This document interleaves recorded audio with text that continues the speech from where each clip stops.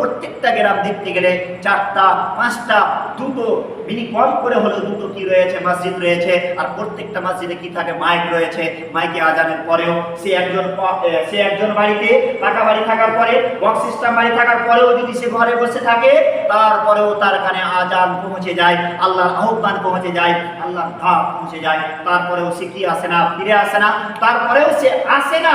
সে তাহলে কি করে জ্ঞানী হতে পারে? সে জ্ঞানী ব্যক্তি নয়, সে জ্ঞানী নয়। যদি জ্ঞানী হতো তাহলে নিশ্চয়ই আল্লাহ কি করতো, আল্লাহর স্মরণ থাকতো, আল্লাহর ভয় থাকতো, আর নিশ্চয়ই সে কি করতো, জ্ঞান অর্জন করত। জ্ঞানী ব্যক্তিরা কি করবে?